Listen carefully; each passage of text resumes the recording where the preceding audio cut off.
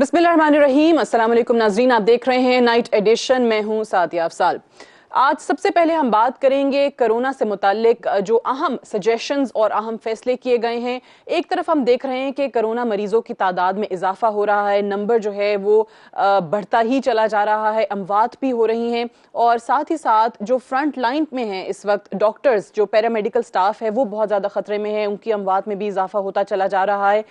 लेकिन on the other hand हुकूमत जो है उसने लॉकडाउन में नरमी का फैसला किया है। आज इसका जिक्र काबीना में भी हुआ और इत्तलात फिर ये भी आई कि ट्रेनें चलाने के हवाले से भी जुज़वी तौर पर उनको बहाल करने का फैसला कर लिया गया है। खुद हुकूमत ये कहती रही है कि आने वाला वक्त बहुत मुश्किल तरीन होगा कोरोना को लेकर, लेकिन लॉकडाउन में नरमी की जा रही है। फिर दूसरी तरफ हम देख रहे हैं कि हुकूमत ने ही अवाम को ये बताया था कि किस अंदाज में वो तमाम लोग जो कि इस मुल्क को लूटते चले आए हैं, जो माफिया इस मुल्क में रहा है, खुद वजीर आज़म इमरान खान का डे वन से ये स्टांस रहा, ये मौक़िफ़ रहा, लेकिन क्या उसमें कोई तब्दीली हो रही है? आज ये बात करेंगे। और किस कॉन्टेक्स्ट में बात ये कर रही हूँ वो इसलिए कि एक तरफ हम देखते हैं कि चीनी के बहरान हो या आटे का बहरान हो, बड़ा ज़बरदस्त और बड़ा एहसन इक़दाम हमने देखा था वज़ीर आज़म इमरान खान का कि वो रिपोर्ट पब्लिक कर दी गई थी। फिर उस पर जो इंक्वायरी कमीशन था उसने मजीद 3 हफ्ते का टाइम मांगा। जो फोरेंसिक ऑडिट रिपोर्ट 25 अप्रैल को आनी थी, उनको वो 3 हफ्ते का टाइम दे दिया गया।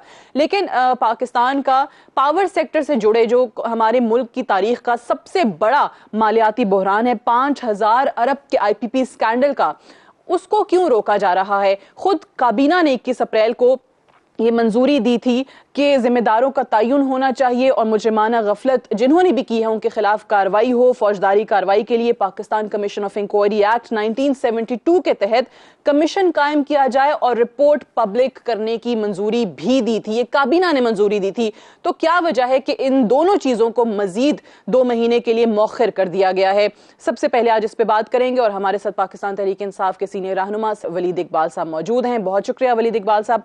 आपसे सबसे पहले तो सवाल मेरा यही है, वज़ीर आज़म साहब बहुत क्लियरली अपनी इस मौक़िफ़ को दोहराते आए हैं कि माफिया है इस मुल्क में, और वो भी उन्होंने जिक्र किया, आपको याद होगी उनकी स्टेटमेंट जहां पे उन्होंने कहा था कि माफिया उनको काम नहीं करने दे रहा, उनकी हुकूमत को नहीं चलने दे रहा।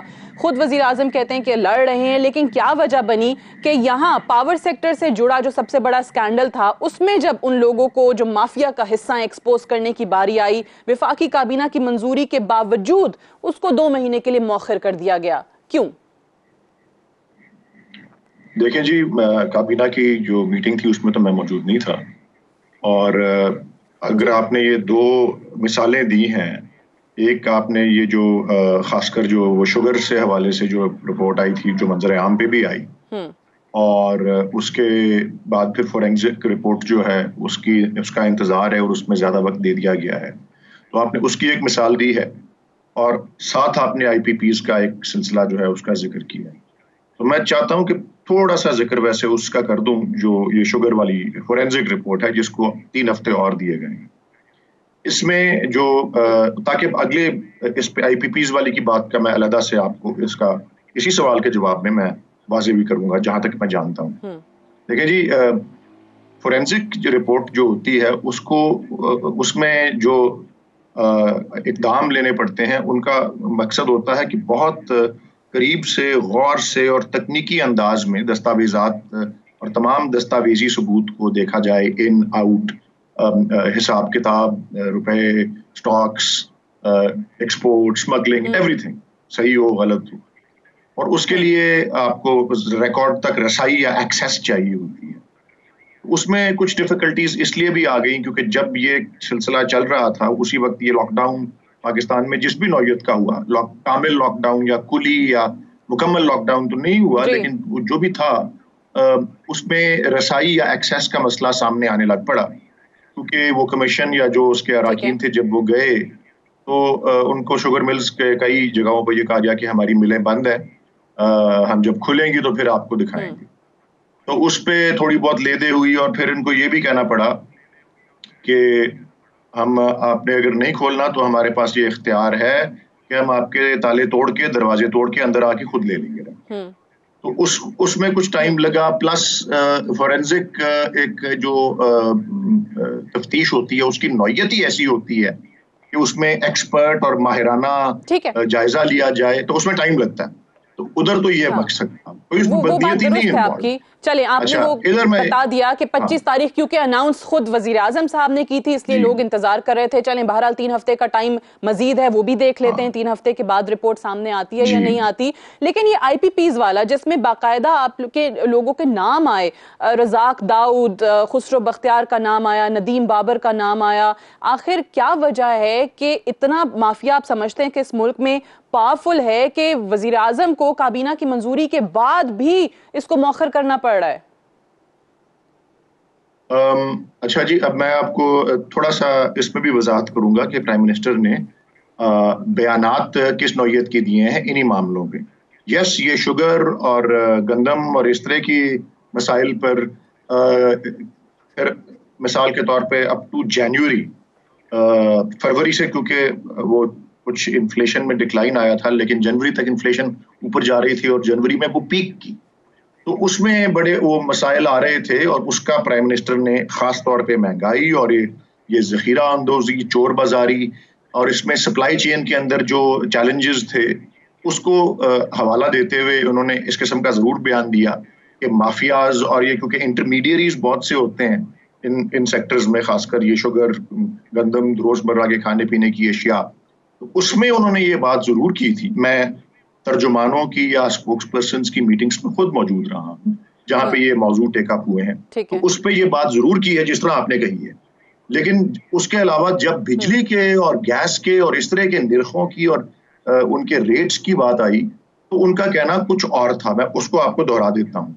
वो ये था कि जी, एक तो गैस, ये LNG का एक कॉन्ट्रैक्ट पाकिस्तान ने इतने बड़े पैमाने पे किया और इतने लंबे सालों के लिए किया और इतने लंबे अरसे 15 साल के अरसे के लिए लॉकअप किया अपने आप को ऐसी कीमत पर जो कि इंटरनेशनल कीमत से बहुत ऊपर है, या अब जाके बहुत, शुरू में शायद ना भी हो, लेकिन वो 15 साल तक इतने लंबे ऊंचे रेट पे नहीं करना चाहिए था।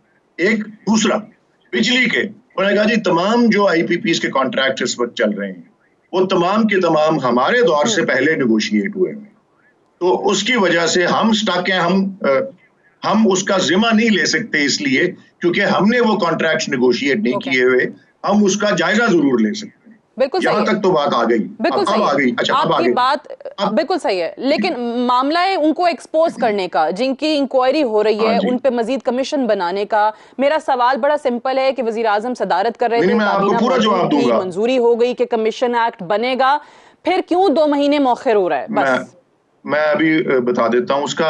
आई एम वेरी सॉरी, मैं आपको कोई बिल्कुल उसका सरकारी जवाब तो नहीं दे सकता, वो तो जब तक कोई उसका सरकारी स्टेटमेंट ना आए, ठीक है, या लेकिन मैं आपको अपनी नॉलेज से, अपनी गेस वर्क से जरूर बता सकता हूँ और मैं आपको बड़ा सीधा जवाब दूंगा उसका, क्योंकि आपने कहा बड़ी सिंपल सी बात है, मैं भी सिंपल से तरीके से ही उसको आंसर करूंगा। मैं इसको डिस्टिंग्विश करना चाहता हूँ, मैं फर्क बताना चाहता हूँ। अभी मैंने सारी ये इतनी लंबी बात की जिसका शायद आपने सवाल नहीं भी पूछा, and I thank you for your patience, कि मैंने बताया गंदम का, चीनी का, और खासकर चीनी और उसका बैकग्राउंड और प्राइम मिनिस्टर के अल्फाज। देखिए, IPPs वाला केस जो है वो मुख्तलिफ है, और मैं आपको इसलिए ये बता रहा हूँ कि बिफोर इवन जब मैं सियासत में आया, मैं 2011 में आया हूँ, 2011 में मैंने अपना स्टार्ट लिया, इब्तिदा की, इमरान खान साहब मेरे घर जब आए थे वगैरह। तो 2008-9 इन सालों की बात है। एज ए प्रोफेशनल मैं लॉयर हूँ, क्योंकि बाय ट्रेनिंग मैंने कुछ 3 या 4 पावर प्रोजेक्ट्स पे खुद काम किया हुआ है एज ए लॉयर, और उनकी सारी negotiation with the government, with the power board, with वापडा, national transmission and dispatch company. तो मुझे थोड़ा सा अपने प्रोफेशनल उससे इनके बारे में एक नॉलेज है। मैं जहां तक जानता हूं, और मेरी अपनी गेस है कि इसी वजह से गवर्नमेंट थोड़ा सा एहतियात कर रही है। वहां गवर्नमेंट ने माफियाज का ऐसी बात नहीं की, बट ये जरूर कहा है कि ऐसे कॉन्ट्रैक्ट्स एंटर इनटू हुए हैं जो अवाम दोस्त नहीं प्रूव किए इन दी एंड। बात ये है कि जो मुख्तलिफ इंक्वायरी हो रही थी, जो जी तो अब बिल्कुल सही है, इसलिए इंक्वायरी हो रही थी। लेकिन देखें, एक चीज पे इंक्वायरी हो रही है, गंदम और चीनी के जी कीमत बढ़ी, और वहां पे निकलता है कि जी वो इसलिए बढ़ी क्योंकि बहुत से माली बेनिफिट शुगर मिल वाले कर रहे थे, गवर्नमेंट की पॉलिसी को अपनी तरफ तोड़ मड़ोड़ के सब्सिडी की और ये की और वो की। उधर उस केस में, और by the way sugar sector में एक और बहुत बड़ा फर्क है शुगर सेक्टर का मेरे ख्याल 80, 85, 90% शुगर सेक्टर का आपने वो बता दिया, चलें ठीक है, लेकिन ऑब्वियसली अवाम बड़ी इंपॉर्टेंट डिटेल रह गई है, बड़ी इंपॉर्टेंट। अरबों रुपए का कौम को नुकसान पहुंचाया है, मालियाती तौर पे उनका नाम सामने आएगा, सो वो क्या वजूहात बनी? बड़ी इंपॉर्टेंट डिटेल अभी रह गई है, अभी बड़ी इंपॉर्टेंट डिटेल एक रह गई थी, मैं इसीलिए उसको कॉन्टेक्स्ट में दिखाना चाह रहा हूँ, बताना चाह रहा हूँ कि शुगर में एक चीज बड़ी अहम है जो आप लोगों ने आई डोंट नो इतनी तवज्जो दी है या नहीं दी। पाकिस्तान में 84 शुगर मिले हैं, अगर तो मेरे ख्याल में 4-5 को निकाल लें तो वो बाकी सारी, मतलब ये नहीं कि 75 या 80 शुगर मिले, 90% ऑफ देम सारी सियासी शख्सियतों की मिल्कियत है, डायरेक्टली या इनडायरेक्टली, और या सियासी कनेक्शन वाले लोगों की या सियासी लोगों की। उसकी वजह यह है कि शुगर का सेक्टर ही ऐसा है कि उसमें 1950 के कवानीन चल रहे हैं जो कि अब तक चलते आ रहे हैं, उनमें रिफॉर्म नहीं हुआ और वो इंडस्ट्री और वो सेक्टर और शुगर केन से लेकर के डिलीवरी तक सारा कुछ सियासी डिसीजन मेकिंग पे इतना ज्यादा डिपेंड करता है कि लोग अपनी सियासी पोजीशन का नाजायज इस्तेमाल करके बेईमानी से फायदा ले रहे हैं। ये इसके बैकग्राउंड के साथ आईपीपीज में मसला ये रहा है कि पाकिस्तान को वक्तन फवक्तन अपनी पावर में बहुत शॉर्टेज रही है और उसमें 1994 में पहली पावर पॉलिसी आई। आपकी सारी बातों से इत्तेफाक है, सवाल आपने बात भी सुनी नहीं, टाइम थोड़ा है, टाइम थोड़ा है, टाइम भी थोड़ा है ना, टाइम भी थोड़ा है, आप बस स्पेसिफिकली मैं जानना चाह रही हूँ मौखिर क्यों कर रहे हैं इसको। मैं बता देता हूँ ना आपको, देखिए 1994 में पहली पावर पॉलिसी आई बेनजीर भुट्टो साहिबा के टाइम, जनरल मुशर्रफ के दरमियान 2002 की पावर पॉलिसी आई, उसके बाद दीगर पावर पॉलिसीज मियां नवाज शरीफ के टाइम में आई। उसमें ये जो फर्क बताना चाह रहा हूँ वो ये है कि उन पावर पॉलिसीज में इन्वेस्टर्स को, जिनमें से हार्डली कोई एक दो अब गवर्नमेंट में है जिनके आपने नाम लिए, जनरली इन्वेस्टर्स को लोकली और इंटरनेशनली इन्वेस्टर्स को इंसेंटिव देने के लिए इन प्रोजेक्ट्स के लगाने में बहुत बड़ी बड़ी प्रॉफिटेबिलिटीज देने का उसमें वादा गवर्नमेंट ने खुद किया, जिसकी भी गवर्नमेंट थी, हमारी नहीं थी। तो अब बात यह है कि मुझे ख्याल अपना ये है, ये this is the punch line, मुझे ख्याल ये है कि इस जो भी अभी तक सामने, क्योंकि मंजर आम पे तो वो आई नहीं है रिपोर्ट्स जो अभी तक पावर सेक्टर की बनी है, ये जरूर वाजे हुआ है कि प्रॉफिट्स बहुत ज्यादा लिए हैं उन कंपनीज ने। मेरे नजदीक उसका प्रोबेबली आंसर ये है कि वो प्रॉफिट्स जब गवर्नमेंट्स ने खुद अपनी मर्जी से दिए थे तो उसमें बेईमानी का कोई इशू नहीं है। ये जरूर है कि गवर्नमेंट की कोशिश है कि उनको रीनेगोशिएट करके कि यार इतने ज्यादा प्रॉफिट मत लो, थोड़ा सा आवाम को रिलीफ भी दो, हमें भी हेल्प करो, तो उनके साथ वो on the table negotiate government करना चाह रही है, उनको मना करके प्रोजेक्ट्स की इनकी प्रॉफिटेबिलिटी को नीचे ले आया जाए। चलें, शायद और इसलिए रिपोर्ट अगर कोई कुछ शिके जो पॉइंट सामने आए हैं कि उन्होंने ऐसे मुआहदे किए हैं जिससे इस मुल्क को और कौम को, कौमी खजाने को नाकाबिले तलाफी जो है वो नुकसान पहुंचा है। Thank you very much senator Waleed Iqbal sahab for this. सवाल का जवाब मेरा नहीं आ सका अनफॉर्चुनेटली, और शायद वलीद इकबाल साहब खुद भी, क्योंकि उन्होंने पहले ही कहा था कि सरकारी जवाब मैं नहीं दे पाऊंगा। सवाल यह है कि 5000 अरब रुपए का इतना बड़ा ये आईपीपीज का स्कैंडल है, इसकी रिपोर्ट पब्लिक करने का और इंक्वायरी कमीशन बनाने की मंजूरी खुद वफाकी काबीना ने 21 अप्रैल को दी। तो क्या वजह बनी कि वो चीजें ऐसी क्या हैं कि इमरान खान साहब को रुकना पड़ रहा है, और ये दोनों तफसीलात अवाम के सामने आने से मजीद 2 महीने मौखर कर दिया गया है इसको। एक ब्रेक लेंगे, ब्रेक से वापस आएंगे, प्रोग्राम को आगे बढ़ाएंगे। Stay tuned.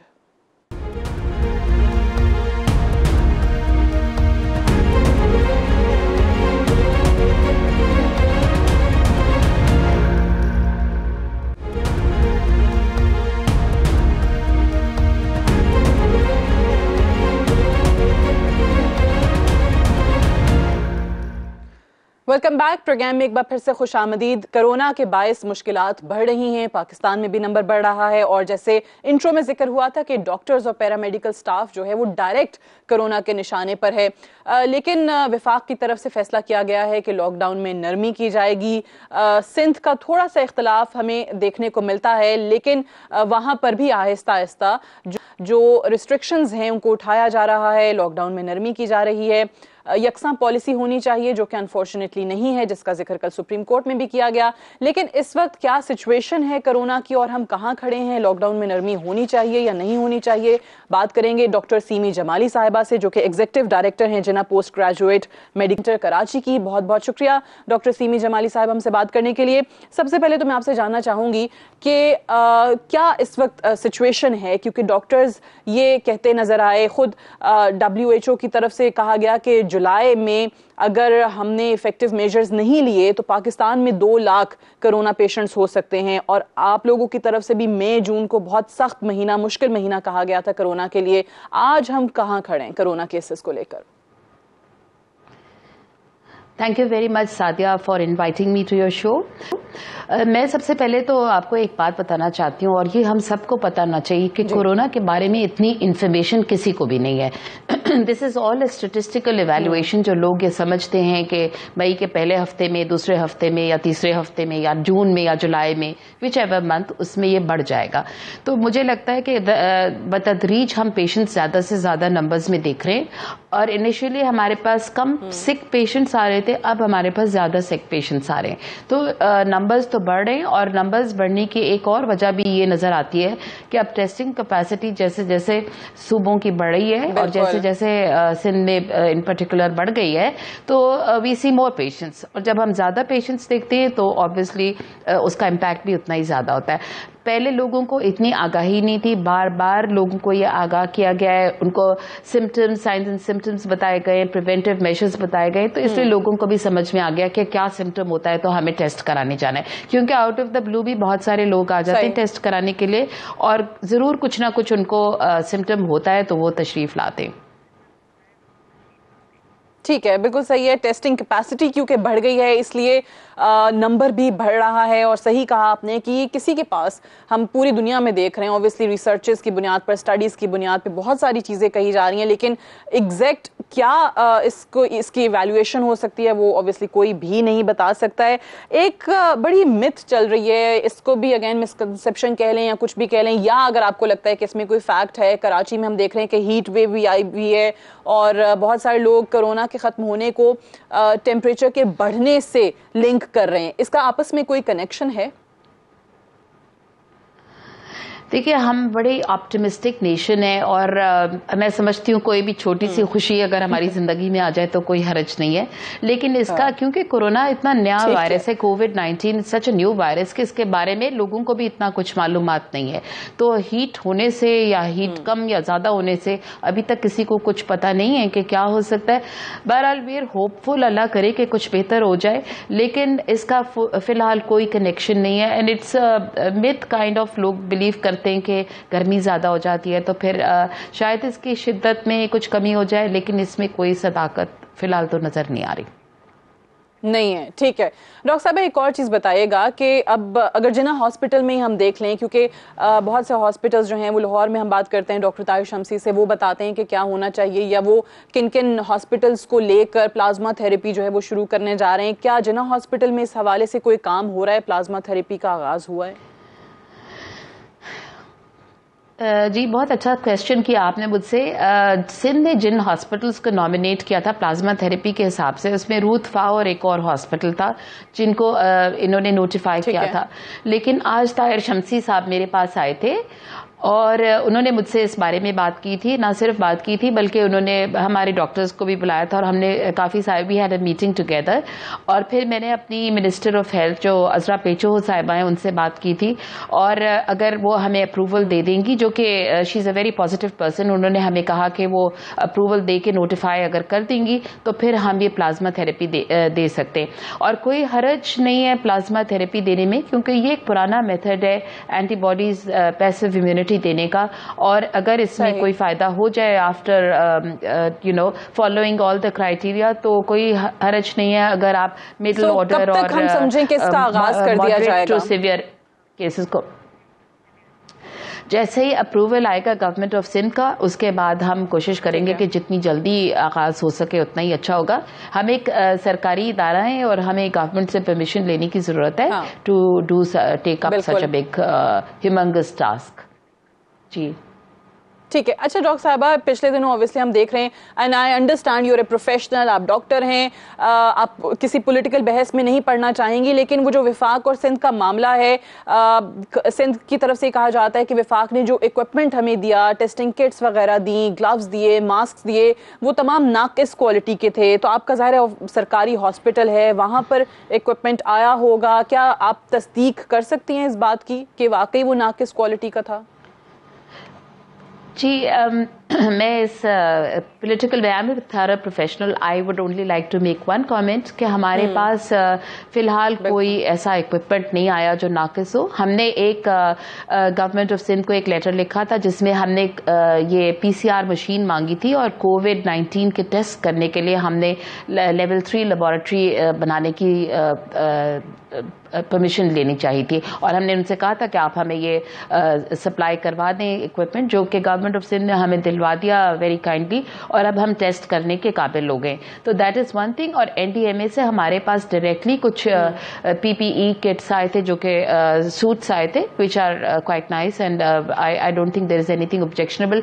बाकी जो इक्विपमेंट आया या नहीं आया, हमारे पास उसमें से कुछ नहीं आया, तो इसलिए I can not comment at that. Okay, ठीक है, आपके पास नहीं आया, राइट। अभी एक बड़ा अफसोसनाक हमने पिछले दिनों वाकया देखा, डॉक्टर फुरकान की जिस तरीके से डेथ हुई, उनकी जो बेवा का स्टेटमेंट है मीडिया पे हम देख रहे हैं, वो भी काफ़ी दिल दहला देने वाला है। बहुत अफसरदा थी वो भी, जो बात कर रही थी कि किस तरीके से एक हॉस्पिटल से दूसरे हॉस्पिटल उनको लेकर जाया जा रहा था। क्या सूरत हाल है?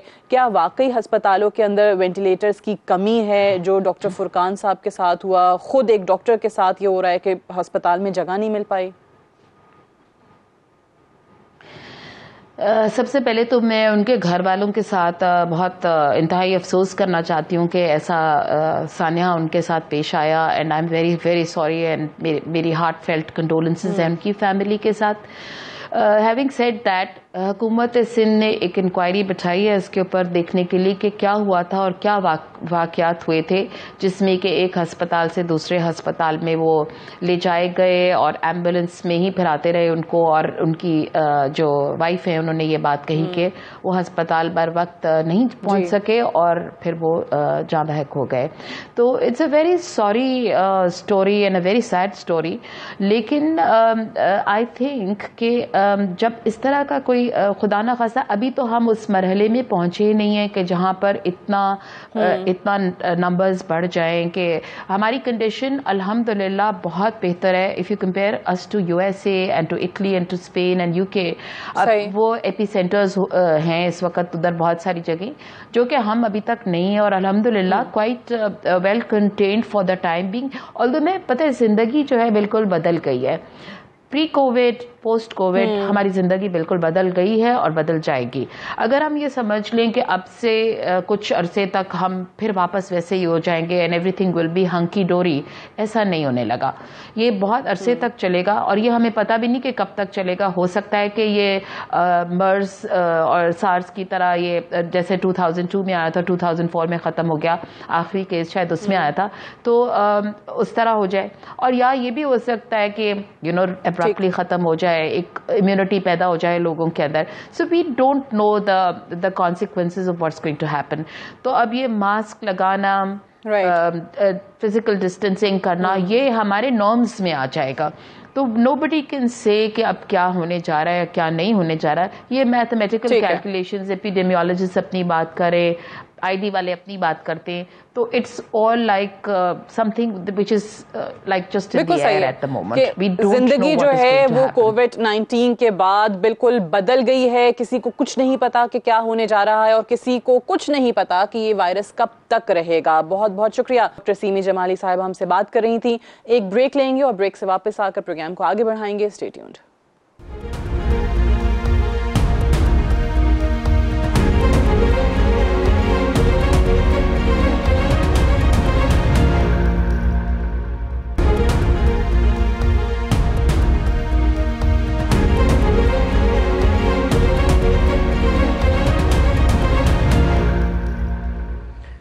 Welcome back. प्रोग्राम में एक बार फिर से खुशामदीद। एक तरफ हुकूमत का फैसला है कि लॉकडाउन में नरमी की जाएगी। डॉक्टर्स जो हैं उनकी राय कुछ मुख्तलिफ है। कुछ प्रेस कॉन्फ्रेंसेज हमने देखी थी गुज़श्ता दिनों जिस पर डॉक्टर्स हुकूमत से ये अपीलें करते दिखाई दिए कि खुदारा इस लॉकडाउन में सख्ती करें, नहीं तो हालात ऐसे हो जाएंगे कि हम भी, हस्पताल भी जो हैं वो इसका बोझ बर्दाश्त नहीं कर पाएंगे। आज भी हमने देखा है कि सीनियर डॉक्टर्स ने इसके खिलाफ आवाज़ उठाई है। एक प्रेस कॉन्फ्रेंस जो है वो लाहौर में की गई है, उसी पर बात करेंगे हम। हमारे साथ पाकिस्तान मेडिकल एसोसिएशन के प्रेसिडेंट डॉक्टर अशरफ निजामी साहब मौजूद हैं। बहुत शुक्रिया डॉक्टर साहब प्रोग्राम में ज्वाइन करने के लिए। सबसे पहले तो मैं यही जानना चाहूंगी कि क्या आप देख रहे हैं कि लॉकडाउन में अगर हुकूमत नरमी करती है और इस जानिब आगे बढ़ा जाता है, रिस्ट्रिक्शंस लिफ्ट की जाती हैं, तो किस किस्म की मुश्किलात का सामना करना पड़ सकता है? बहुत बहुत शुक्रिया जी। देखें, हमने आज भी और इससे पहले भी वाज़े तौर पे ये कहा था, और हमने वाज़े तौर पे ये नहीं क्योंकि हमारी expertise as Pakistan medical association या एज अशरफ निज़ामी उसकी खातिर, एपिडेमियोलॉजिस्ट, वर्ल्ड हेल्थ ऑर्गेनाइजेशंस, हमारे वज़ीर सेहत, मरकज़ी वज़ीर सेहत जनाब doctor Zafar Mirza sahab, prime minister himself Asad Umar sahab, सब लोग एक ही बात कह रहे हैं कि हमारे ऊपर 2 हफ्ते अभी सख्त है। 2 हफ्ते सख्त है, और 2 हफ्ते सख्त इस वजह से हैं कि ये नंबर हमारा बढ़ सकता है। अल्लाह करे कि हम सब गलत हों, मैं गलत हूं और सारे कहें कि खामखा का आप लोगों ने ऐसे प्रोपोगंडा शुरू कर दिया था जबकि कुछ भी नहीं।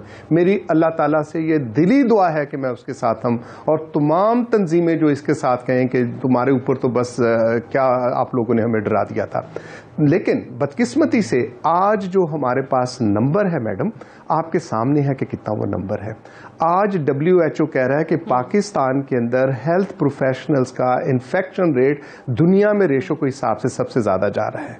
तो इस कंडीशन के अंदर, और जो हमने लॉकडाउन और मतलब बददिली के साथ ही हमने किया था ना, जो केसेस आए हैं आज तक, मैं जाती तौर पे ये समझता हूं कि वो भी उसी वजह से हुए हैं क्योंकि हमने ऊपर उस तरह से इंप्लीमेंट ना किया with the true letter and spirit of the government and the state की रिट के साथ जो होना चाहिए था वैसा नहीं हुआ। तो हमारे साथ खुदा न खास्ता हम कोई बच्चों के, खुदा न खास्ता हम उन लोगों के जो कि एक मुआशियात और मुआशी मसला बना के हम अकेडमिक की खातिर आ रहे हैं, उनके हम कोई मुखालिफ तो नहीं है।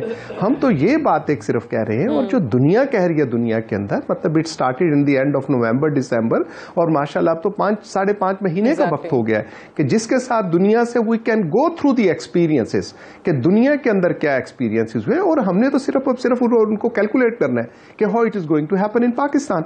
हमारे साथ जो भी आया है, और जैसे सरकार कह रही है, हमारे हुकूमती अकाबरीन कह रहे हैं कि ये हमारे ऊपर इस वक्त अभी वो टाइम है कि जिसके साथ होगा, दैट्स व्हाट वी से। हम कोई खुद कोई चीज ऐसी बात नहीं कर रहे, हम तो सिर्फ और सिर्फ एक ही इनसे गुजारिश कर रहे हैं, डिमांड कर रहे हैं इस चीज की खातिर कि खुदारा इसकी मैनेजमेंट को बेहतर बनाए, बिल्कुल ठीक है, मैनेजमेंट को बेहतर बनाए, मैनेजमेंट को बेहतर बनाएं। और ये कि एक जान जो है इंसान की वो ज्यादा कीमती है, और कारोबार और इकोनॉमी बाद में भी देखी जा सकती है। ये बहुत सारे लोगों की राय है, बहुत सारे डॉक्टर से हमारी भी बात हुई है, वो भी ये कहते दिखाई दे रहे हैं कि इस वक्त खुदारा जाने बचाने की तरफ आए और उसके लिए सख्त लॉकडाउन की तरफ जाना पड़ेगा। एक और डॉक्टर साहब चीज बताइएगा कि शुरू में ऑब्वियसली नंबर कम था, ये कहा जा रहा था कि पाकिस्तान में सबसे आखिर में आया है कोरोना वायरस, प्राइम मिनिस्टर साहब ने कहा नंबर जो है वो बहुत कम है अमवात का, लेकिन अभी टेस्टिंग कैपेसिटी जो है वो बढ़ाई गई है, गो के वो भी बहुत कम है। आज मैं सुन रही थी आप लोगों ने कहा कि 24 घंटे में सिर्फ 9000 टेस्ट जो हैं वो हुए हैं, जो कि बहुत कम परसेंटेज है। सो अगर टेस्टिंग कैपेसिटी मजीद बढ़ा दी जाती है, सो क्या खदशात क्या हैं, आपके फियर्स क्या हैं कि ये नंबर कितना खुदा न खास्ता हो सकता है?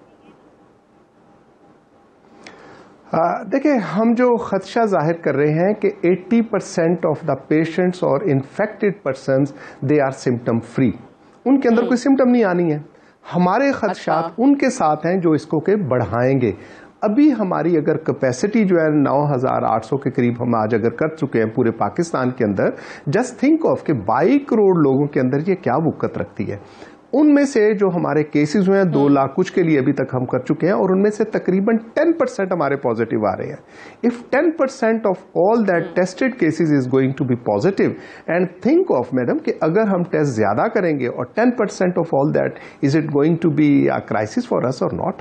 और हमारा ये कहना, हमारा ये मानना ये है कि क्या हमारे इंस्टीट्यूशंस इस काबिल हैं और अभी जैसे शुरू में मैंने आपसे अर्ज किया कि जब WHO कह रहा है कि पाकिस्तान के अंदर हमारी हेल्थ कैपेसिटी उतनी नहीं है, और हुकूमत को भी इस चीज़ का पता है, और हम भी ने यही बावर कर, अगर अल्लाह करे हम सारी चीज़ें बर्दाश्त कर सकते हैं, हमारे पास कोई workload and what we are asking for, और जो हुकूमत भी कहती है कि हम सिर्फ और सिर्फ उस ग्राफ को स्ट्रेटन करना चाहते हैं इफ इन्फेक्शन इज देयर, कि एकदम से हमारे हेल्थ इंस्टीट्यूशंस के ऊपर वो बर्डन ना आ जाए जो कि हम बर्दाश्त नहीं कर सकते। This is what we are going to achieve out of. अब इसमें खातिर करने के लिए बिल्कुल सही। इसमें अब दो चीजें, मेरा अब सवाल जो है उसके दो हिस्से हैं। एक तो ये कि अस्पतालों में डॉक्टर्स की जरूरियात क्या हैं, जिस तरीके से health professionals obviously they are at direct risk.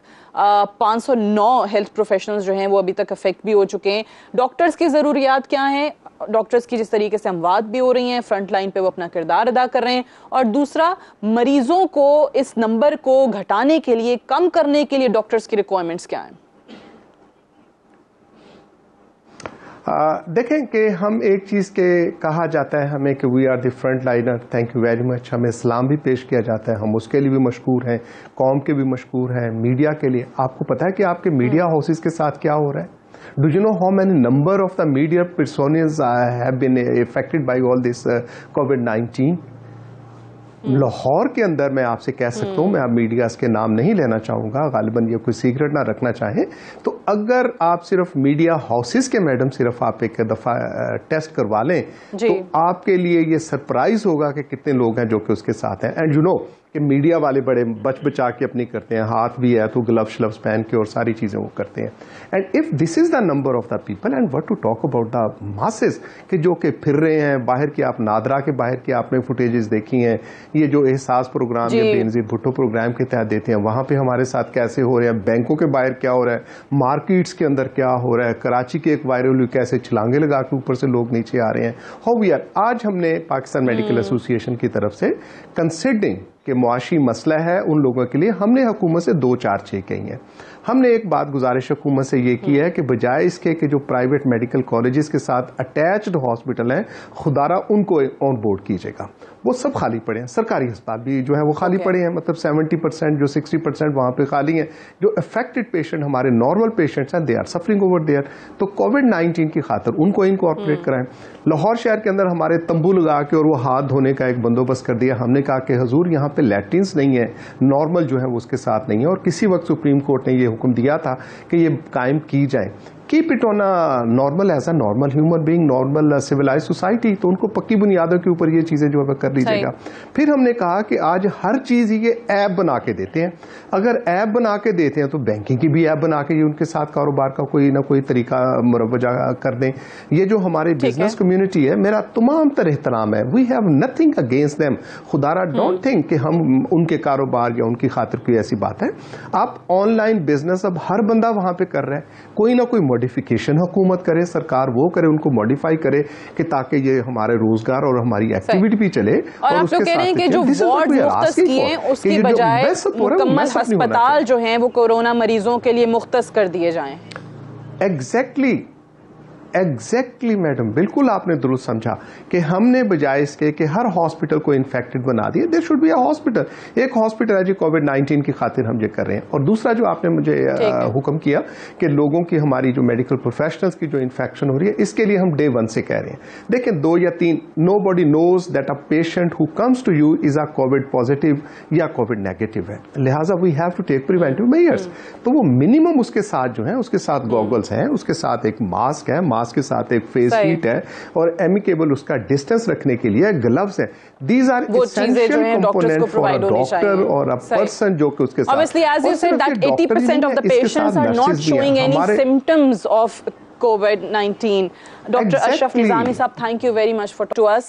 I have to go for a break, और ब्रेक से हम वापस आएंगे तो बात करेंगे उस सूबे की जो मजीद 2 हफ्ते के लिए लॉकडाउन को सख्त करने जा रहा है, यानी कि बलूचिस्तान। उनके तर्जुमान हमारे साथ मौजूद होंगे right after this short break.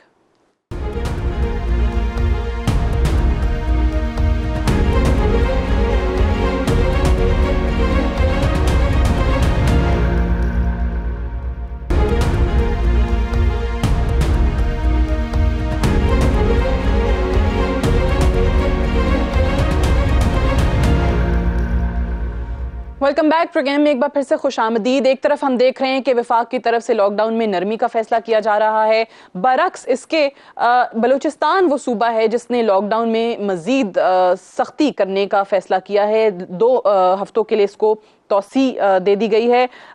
Liaquat Shahwani साहब हमारे साथ मौजूद हैं जो कि तर्जुमान है बलूचिस्तान हुकूमत के। बहुत शुक्रिया लियाकत शहवानी साहब प्रोग्राम में ज्वाइन करने के लिए। सबसे पहले तो बताइएगा कि क्या वाकई हालात इस हद तक अबतर हो गए हैं, जैसे कल सुप्रीम कोर्ट में तमाम सूबों और विफाक के हवाले से जिक्र किया गया कि कोरोना की सूरत हाल इंतहाई तशवीशनाक है, कि आप लोगों ने 2 महीने के लिए इसमें तौसी का फैसला किया है? जी, कोरोना की सूरत हाल बिल्कुल तशवीशनाक है। ख़ुसूसन गुज़िश्ता 2 हफ्तों से हम महसूस कर रहे हैं। और जब हमने लॉकडाउन का डिसीजन लिया और उस डिसीजन के बाद जब 5 सेक्टर हमने रिलैक्स किए, उस रिलैक्सेशन के बाद जो केसेस हैं वो बढ़ना शुरू हो गए। पहले मैं डेली की बुनियाद पे जो फिगर्स शेयर करता था आप लोगों के साथ, वो 40, 50, 60, अब कल से 103, आज जो है 174 पर डे। अगर यही तनासुब बढ़ता रहा तो सूरत हाल मजीद तशवीशनाक हो सकती है। अब चूंकि टोटल हमने टेस्ट कंडक्ट किए 11,600 और लोकल ट्रांसमिशन के केसेस भी 88% तक चले गए हैं। जायरीन और लोकल का जो तनासुब है 88% अब लोकल हो गए हैं। और जो हमने टेस्ट कंडक्ट किए हैं, कुल टेस्ट का जो है अभी 13% पॉजिटिव सामने आए केसेस। अब हमने इतने टेस्ट भी नहीं किए, 1.25 करोड़ की आबादी है। अगर हम ज्यादा टेस्ट कंडक्ट करते हैं तो ज्यादा केसेस सामने आएंगे। अगर इसी तनासुब को भी एक्स्ट्रापोलेट किया जाए बलूचिस्तान की कुल आबादी पे, 13% का मतलब होगा कोई 15 लाख केसेस। खुदा ना ख्वास्ता, खुदा करे ऐसा कुछ भी ना हो, खुदा करे हजारों में भी ना हो, लेकिन हम अब जो रैंडम टेस्टिंग सैंपलिंग कर रहे हैं उसका भी तनासुब यही आ रहा है। 511 हमने टेस्ट कंडक्ट किए, क्वेटा में 312 के रिजल्ट आए, जिसमें से 41 पॉजिटिव हैं, अगेन जो 12% बनते हैं, यानी एवरेज हमारा 10% के करीब करीब चल रहा है। तो हमारा बलूचिस्तान गवर्नमेंट ने यह फैसला किया कि लॉकडाउन में एक्सटेंशन, टर्मिनेशन या रिलैक्सेशन का जो भी डिसीजन होगा वो बेस करेगा कोरोना के स्प्रेड और कंट्रोल पे। कोरोना कंट्रोल होती है, हमें एक्सटेंशन का कोई शौक नहीं है, लॉकडाउन का कोई शौक नहीं है। अगर ये कंट्रोल नहीं होती, लेकिन ये आप मानते हैं कि जब इसमें नरमी की गई, रिस्ट्रिक्शंस लिफ्ट की गई, तो हालात खराब हुए, कोरोना के मरीजों की तादाद बढ़ी और इसी को सामने रखते हुए 2 हफ्ते का सख्त लॉकडाउन का फैसला किया गया। बट लियाकत शहवानी साहब, सवाल यह है कि कैसे इंश्योर करेंगे स्ट्रिक्ट लॉकडाउन को, कैसे मेक श्योर करेंगे कि वाकई जो आप लोगों की तरफ से गाइडलाइंस और SOPs दी जाती हैं उस पर अवाम और तमाम तबके जो हैं वो अमल करें। क्योंकि दूसरी तरफ हम देखते हैं कि एक मामला मसाजिद का मामला, जहां पर 20 SOPs दिए गए, गाइडलाइंस दी गई, बहुत सारी जगहों पर उस पर अमल दरामद नहीं हो रहा। जी, बलूचिस्तान में मसाजिद में जो SOPs है, ख़ुसूसन बड़े शहरों में उस पर अमल दरामद हो रहा है। तमाम मसाजिद को बलूचिस्तान गवर्नमेंट डिसइंफेक्ट कर रही है। और हमने पहले ही दिन ये फैसला किया, चूँकि मसाजिद में लोग जो है ज़्यादा जाते हैं आम दिनों की निस्बत, ख़ुसूसन रमज़ान में सवाब की नीयत से मसाजिद का रुख भी ज़्यादा करते हैं और वहाँ पर चंदा भी देते हैं। तो हमने ये सोचा उस चंदे से, चूँकि मसाजिद के जो अखराजात हैं वो किसी हद तक कवर होते हैं, तो बलूचिस्तान गवर्नमेंट ने फैसला किया कि हम मसाजिद जितने भी रजिस्टर्ड हैं उन्हें फाइनेंशियल हम असिस्ट करेंगे। और उस असिस्टेंस के जो पैकेज है उसका ये फ़ायदा हुआ कि जो हमारी मौलवी साहिबान हैं उन्होंने भी काफ़ी जो है ना कोऑपरेशन किया हमारे साथ। और इसी तरह 80% हमारे लोग रिलैक्सेशन से कबल वो SOPs फॉलो कर रहे थे। हमने जब ये रिलैक्सेशन का फैसला किया तो लोग भी रिलैक्स माइंड सेट में जाना शुरू हो गए और उनको लगने लगा कि शायद कोरोना का खतरा टल गया है। अब हम उनको वापस, जब हम लॉकडाउन करेंगे, प्रायर रिलैक्सेशन जो मोड में हम थे उस पर अमल दरामद कराएंगे। 2 हमने डिसीजन लिए, एक तो ये कि लॉकडाउन की जो वायलेशन करेंगे हमारे सिटीजन, उनको हम अरेस्ट करके जो क्वेटा में क्वारंटाइन सेंटर्स हैं वहां मुंतकिल करेंगे। दूसरा, 18 अप्रैल को हमने एक और फैसला ये किया कि जरूरतमंद कोई अगर घर से बाहर निकलता भी है उसका मास्क पहनना मैंडेटरी होगा। अगर उसके पास मास्क नहीं है तो वो कोई कपड़ा, चादर, मुफलर, शॉल, किसी भी चीज से अपना नाक मुंह ढांपना जरूरी होगा। अदरवाइज अब उनको भी इस SOP के उनके खिलाफ वरना कार्रवाई होगी। भिजवाएंगे। बिल्कुल ठीक है। अच्छा, अब थोड़ी सी बात करते हैं, क्वारंटीन सेंटर की बात कर लें, वहां पे भी थोड़े से सवालिया निशान उठ रहे हैं। टेस्टिंग कैपेसिटी बढ़ाने के हवाले से क्या कर रहे हैं, क्योंकि इस वक्त 300 टेस्ट रोजाना की बुनियाद पर किए जा रहे हैं, जो खबरें आ रही हैं। पूरे सूबे में एक लैब है फातिमा जिना, पूरे सूबे में एक ही बंदे को टेस्ट करने आते हैं, डॉक्टर मालिक तरीन। जो इत्तलात हैं ये आप ही बताएंगे। बलूचिस्तान हुकूमत जो है वो मुतासर अफराद को घरों में क्वारंटीन करने के लिए बोलती है, क्योंकि जो क्वारंटीन सेंटर्स हैं वो गैर फाल इस वक्त नजर आ रहे हैं। इसमें कितनी सदाकत है? 1300 मुतासर अफराद में से 100 घरों पर क्वारंटीन है और बाकी हुकूमत के बनाए गए क्वारंटीन सेंटर्स में है। टेस्ट हो भी जाए तो कहा जाता है कि जो उसका रिजल्ट 15 दिन तक नहीं आता। ये फैक्ट्स कुछ आए हैं सामने, कुछ इत्तलात कह लें इनको, चलें आप बता दें कि इनमें कितनी सदाकत है, क्या वाकई ऐसी चीजें देखने को नहीं आ रही हैं? लेबॉर्ट्री हमारा कोयटा में एक है, इस बात में सदाकत है। एक हमारा मोबाइल लैब तफ्तान में पार्क है, उसमें 40 से 50 से ज़्यादा टेस्ट कंडक्ट नहीं हो सकते। कोयटा का जब हमने स्टार्ट लिया NIH के ताउन से एक PCR मशीन थी, पर डे 80 टेस्ट कंडक्ट हो सकते थे। अब वो कैपेसिटी हमने बढ़ा के अपने मशीनें भी हमने इंस्टॉल की हैं, जो 800 टेस्ट पर डे हम कंडक्ट कर सकते हैं, लेकिन कर रहे हैं 350 से 400 के एवरेज। वजह यह है कि कभी स्वाब नहीं है तो किट्स हैं, किट्स हैं तो VTM नहीं है, VTM है तो किट्स नहीं है। ये कंपोनेंट्स पूरा न होने की वजह से ये इशू सामने आते रहे हैं। अब एक और जो है अगले हफ्ते हम BMC में PCR मशीन जो है वहाँ इंस्टॉल कर रहे हैं। 400 से 500 पर डे मजीद टेस्टिंग कैपेसिटी वहाँ हमारी बढ़ जाएगी। 4 जो है दीगर बलूचिस्तान के डिवीजन्स में डिविजनल लेवल पे एक लेबॉर्ट्री हम इस्टेब्लिश कर रहे हैं, तो मजमूई तौर पे हमारी इस्तेदाद बढ़ जाएगी। और अभी VTM की कमी का भी सामना जो हमें था वो भी ख़त्म हो गया।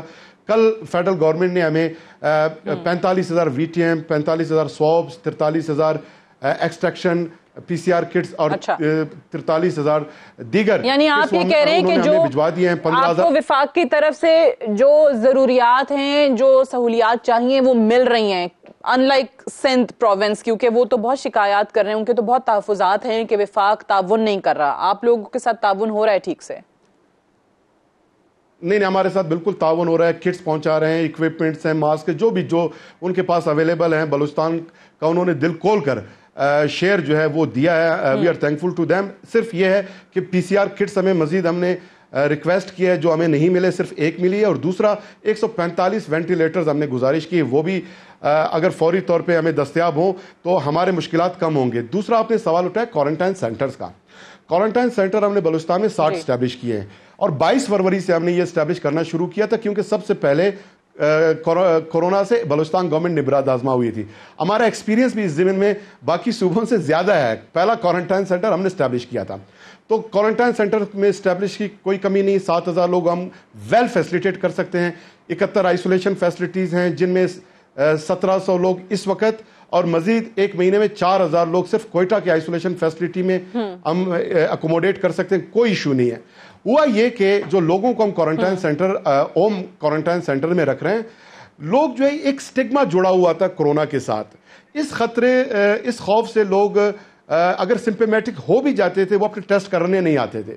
उनका ये ख्याल था कि अगर हमारा टेस्ट पॉजिटिव आएगा हमें वो आइसोलेशन फैसिलिटी या क्वारंटाइन में शिफ्ट करेंगे और वहाँ पे हम मुकैयद रहेंगे। तो फिर हमने ये कहा कि अगर किसी घर में हमारी टीमें RRT वो घर में जाते हैं, देखते हैं एम्पल स्पेस है, तो रूम ज्यादा है, वहां पे हम ये फैसिलिटी इसलिए हमने उनको फराम किया है। अदरवाइज बलूचिस्तान में क्वारंटाइन सेंटर और कुछ लोगों को शिकायत ये आ रही है कि बलूचिस्तान हुकूमत ने, महकमा सेहत ने उनको बिल्कुल तनहा छोड़ दिया है। एक stigma, I totally agree with you कि इसके साथ एक अटैच हो चुका है, which is very unfortunate. But एक अगर आपके लिए मुमकिन हो देख भी लीजिएगा, ये कोयटा के सरियाब रोड के एक रिहायशी हैं रूह अल्लाह, और उनकी स्टोरी ये है कि वो और उनके भाई दोनों टेस्ट के बाद कोरोना के मरीज साबित हुए हैं। उनका कोरोना जो है वो पॉजिटिव आया, लेकिन हुकूमत की तरफ से सिर्फ उनको फोन करके बता दिया गया कि जी आपका टेस्ट मुस्बत आया है। उसके बाद वो कहते हैं उन्होंने क्या करना है, कहाँ जाना है, उनको कुछ नहीं पता। महकमा सेहत ने कुछ नहीं बताया कि आया उनको क्वारंटीन शिफ्ट कर रहे हैं, नहीं कर रहे हैं, कहाँ जाएं, वो क्या करें। सो ये लोगों की बहुत शिकायत आ रही हैं। जी, मेरा उसी सरियाब रोड पे मेरा भी घर है, मैं भी उधर ही रहता हूँ। और इस तरह के जितने भी केसेस हैं, हमारा RRT है, हमारा जो है पूरा एक यहाँ पर निज़ाम मौजूद है। 1122 पे लोग फ़ोन करते हैं, कॉल करते हैं, RRT की टीमें जाते हैं, उनकी स्क्रीनिंग करते हैं, उसके बाद टेस्ट करते हैं, और उसके बाद अगर उनके घर में एम्पल स्पेस है, वो अगर ये डिमांड करते हैं घर में हम रखते हैं, अदरवाइज़ क्वारंटाइन सेंटर में शिफ्ट करते हैं। ऐसा कोई इशू नहीं है। बाज़ औक़ात ये ज़रूर हो जाता है, क्योंकि जैसा आपने खुद फरमाया कि कोयटा में हमारे साथ सिर्फ एक लेबॉर्ट्री है और पूरे बलूचिस्तान में जितने भी VTMs हैं सैंपल वो कोयटा लाए जाते हैं। यहाँ से हम टेस्ट जो है ना कंडक्ट करने के बाद रिपोर्ट्स उनके साथ शेयर करते हैं। बाकी 3 सूबों में उनको ये प्रिविलेज हासिल है कि प्राइवेट लेबॉर्ट्रीज भी कोरोना टेस्ट कर रहे हैं। हमारे पास कोई प्राइवेट लेबॉर्ट्री नहीं है। जितने भी टेस्ट कर रहे हैं बलूचिस्तान गवर्नमेंट और फ्री में हम कर रहे हैं और लोगों को फैसिलिटेट कर रहे हैं। एक हाथ इस तरह के केसेस ये भी हैं और भी हुए होंगे। से आप लोगों ने मदद मांगी, लेकिन हम कि जिस तरह आपने कहा कि एक मोबाइल लैब जो है वो तफ्तान में आपने कहा कि पार्क्ड है इस वक्त, तो क्या विफाक के सिलसिले में आपकी मदद नहीं कर सकता कि इसी किस्म की मोबाइल वैन्स जो हैं, लैब्स जो हैं वो आपको दे दी जाएं? जी, आपका बहुत शुक्रिया। ये बलूचिस्तान के लिए आपके शो के तवज्जुह से मेरा और आपका मौक़िफ़ यहाँ पे एक है और हमारी दोनों की आवाज़ वफाकी गवर्नमेंट फौरी तौर पे सुन ले। और बलूचिस्तान के दूर दराज एरियाज़ जहाँ पे VTM भिजवाना भी मुश्किल, वहाँ से VTM को ट्रांसपोर्ट करना भी मुश्किल, एक ही लेबॉर्ट्री है, फिर लोगों तक रिपोर्ट पहुँचाना, उनको क्वारंटाइन करना, सब वाकई मुश्किल काम है। बलूचिस्तान आधा Pakistan in terms of geography. अगर दूर दराज एरियाज़ में हमें मोबाइल लैब फेडरल गवर्नमेंट फराम करे, हम वहाँ पे पार्क कर लें, तो हमारा मसला जो है वो बहुत हद तक हल होगा। और वैसे भी बलूचिस्तान गवर्नमेंट ने 2 बॉर्डर्स हमने संभाल लिए हैं। कल आप बॉर्डर खोल रहे हैं पार्शली, तो हाँ, लेकिन ऑब्वियसली आपको पता है कि वहां से जो जवाब आता है और जो मौक़िफ़ आता है, एंड राइटली सो, ऑब्वियसली अब वो कहते हैं कि जी सेहत जो सूबाई सब्जेक्ट है, और सिंध से भी वो यही कहते हैं, जवाब उनको देते हैं जब सिंध उनसे फंड्स मांगता है या कोई सहूलियात मांगता है, वो सिंध को भी यही जवाब देते हैं कि भाई आप लोगों ने क्या किया। 18वीं तरमीम के बाद सूबे तो खुद मुख्तार हैं, अब वो हेल्थ तो उनका सब्जेक्ट है, प्रोविंशियल सब्जेक्ट है, खुद काम करें, खुद मुख्तार हैं। जी, हम खुद काम कर रहे हैं। 1.5 साल में बलूचिस्तान गवर्नमेंट ने 34 अरब रुपए बजट में हमने हेल्थ डिपार्टमेंट के लिए रखे थे। पूरे बलूचिस्तान में तमाम BHUs को हमने पाँव पे खड़े किए। 116 ऐसे BHUs थे कि जो कंस्ट्रक्ट हो गई थी उनकी इमारतें, लेकिन उनके लिए न एलोकेशन थी, न किसी को इंडक्ट किया जा रहा था। 116 मिलियन हमने उनके लिए रिलीज किए हैं। अच्छा। अभी सिर्फ 1400 कॉन्ट्रैक्चुअल डॉक्टर्स के पोस्ट हमने क्रिएट किए हैं। 12 अभी हमने वायरोलॉजिस्ट, माइक्रोबायोलॉजिस्ट, मॉलिक्यूलर बायोलॉजिस्ट की पोस्ट हमने क्रिएट किए हैं। अभी सिर्फ जो पैरामेडिक स्टाफ है 515 मिलियन उनके अलाउंसेस के लिए हमने रिलीज किए हैं, जिससे 26,000 पैरामेडिक्स मुस्तफीज होंगे। 1,000 नर्सेज के लिए हमने पैसे रिलीज किए, 10,000 पर हेड अलाउंसेज। और इसके अलावा जो है कॉन्ट्रैक्ट पे डॉक्टर्स हमने रखे हैं। बलूचिस्तान में तारीख का पहला कैंसर हॉस्पिटल हमने शुरू किया। आवाम की जो कोरोना वायरस से मुश्किलात हैं उनमें कमी हो। बहुत बहुत शुक्रिया लियाकत शाहवानी साहब हमसे बात करने के लिए। Viewers, that's all for tonight. इजाजत दीजिए, खुदा हाफिज।